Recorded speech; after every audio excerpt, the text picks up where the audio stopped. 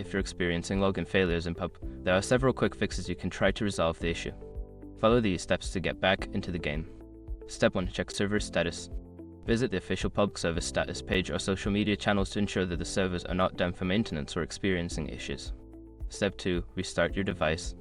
Sometimes a simple restart can resolve connectivity issues. Turn off your gaming device or PC, wait a few moments, and then turn it back on. Step 3. Update the game. Make sure that your game is updated to the latest version.